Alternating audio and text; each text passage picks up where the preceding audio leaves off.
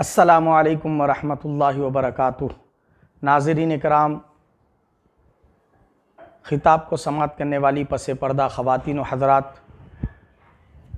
و برادران اسلام، یہ اللہ رب العزت کا بے پناہ فضل و کرم ہے کہ اس نے ہم تمام کو یہ محفل بابرکت سجانے کی توفیق عطا فرمائی۔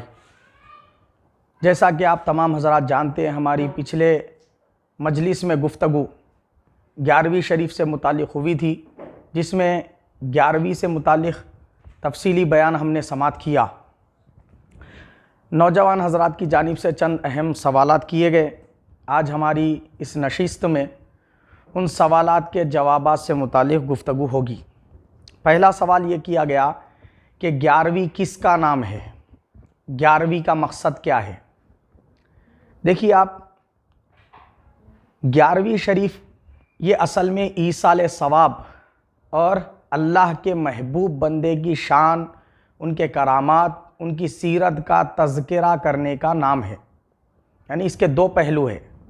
پہلا پہلو یہ ہے کہ حضرت سیدنا شیخ عبد القادر گیلانی محبوب سبحانی قطب ربانی رضی اللہ تعالیٰ عنہ، جو امام الاولیاء بھی ہیں، قطب الاقطاب بھی ہیں، بحر العلوم بھی ہیں، ہر ولی کی گردن پر آپ کے قدم مبارک ہے، یہ شان اللہ تعالیٰ نے آپ کو عطا فرمائی۔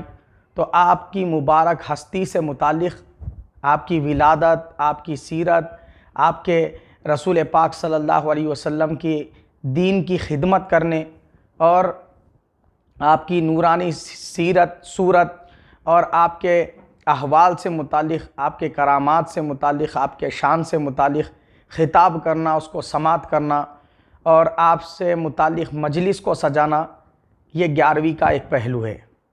اور اس کا ثبوت قرآن شریف سے ملتا ہے۔ اللہ تعالیٰ نے قرآن کریم میں جگہ جگہ اللہ والوں کی شان بیان فرمائی، ان کے عبادات کے تذکرے بیان فرمائے، ان کے سیرت کے احوال سنائے، ان کے ولادت کے احوال سنائے اور جو ہے ان کی کرامتیں بیان فرمائی۔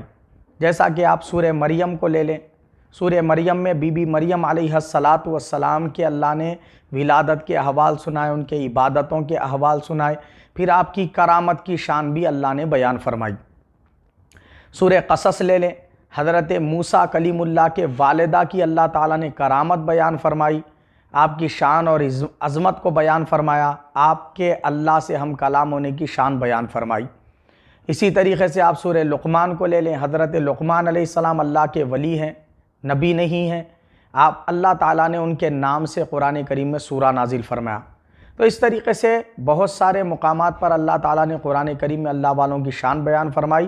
تو اللہ کے محبوب بندے کی شان سنانا، اس کے ولادت کے احوال سنانا، اس کے کرامتوں کے تذکرے سنانا، اس کے اقوال زرین کا ذکر کرنا اور اس کے عبادات ریاضات کے تذکرے کرنا، بس اسی کا نام کیا ہے؟ 11ویں ہے۔ ایک تو یہ پہلو ہے 11ویں کا۔ دوسرا پہلو یہ ہے 11ویں کا دوسرا مقصد یہ ایصال ثواب کرنا، اور ایصال ثواب حدیث پاک سے ثابت ہے۔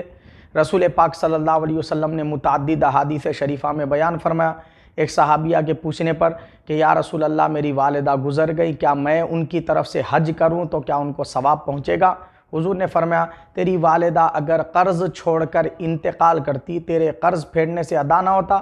انہوں نے عرض کیا، جی ادا ہو جاتا۔ حضور نے فرمایا کہ تو تیرے حج کرنے سے تیرے والدہ کا حج ادا ہو جاتا ہے۔ حج بدل کیا ہے؟ ایصال ثواب ہے۔ اس کا ثبوت احادیث شریفہ سے ملتا ہے۔ اسی طریقے سے حضور صلی اللہ علیہ وسلم سے سوال کیا گیا، یا رسول اللہ صلی اللہ علیہ وسلم، میرے والد بزرگوار گزر گئے، کیا میں ان کی طرف سے صدقہ خیرات کروں تو ان کو ثواب پہنچے گا؟ حضور صلی اللہ علیہ وسلم نے فرمایا، ضرور پہنچے گا۔ تو صدقہ خیرات کا بھی ثواب ہم کیا کر سکتے ہیں؟ مرحومین کو پہنچا سکتے ہیں۔ اسی طرح آقا علیہ السلام نے مولا علی شیر خدا رضی اللہ تعالیٰ عنہ سے فرمایا کہ اے علی، جب میرے پردہ فرمانے کے بعد، وصال کرنے کے بعد، جب بھی تم قربانی کی عید کے دن قربانی کرنا تو میری طرف سے بھی قربانی ادا کرنا۔ تو حضور پاک صلی اللہ علیہ وسلم کے وصال فرمانے کے بعد حضرت مولا علی شیر خدا رضی اللہ تعالیٰ عنہ ہر سال اپنے طرف سے بھی قربانی کرتے تھے، سرکار کی طرف سے بھی قربانی کرتے تھے۔ تو پتہ یہ چلا اللہ کے محبوب بندوں کی طرف سے قربانی کر کے اس کا ثواب پہنچانا، یہ کس کی سنت ہے؟ حضور صلی اللہ علیہ وسلم کی طرف سے دیا گیا حکم ہے اور رسول پاک صلی اللہ تعالی وسلم کے خلیفہ چہارم اور داماد رسول پاک صلی اللہ علیہ وسلم نے جن کے بارے میں فرمایا من کنت مولاہ فہذا علی مولا، میں جس کا مولا ہوں علی اس کا مولا، ان سے ثابت ہے کہ قربانی کر کے اس کا ثواب رسول پاک صلی اللہ علیہ وسلم کو نظر کرنا، اور آج بھی امت مسلمہ کا اس پر عمل ہے کہ قربانی کی عید کے دن رسول پاک صلی اللہ علیہ وسلم کی طرف سے قربانی کی جاتی ہے۔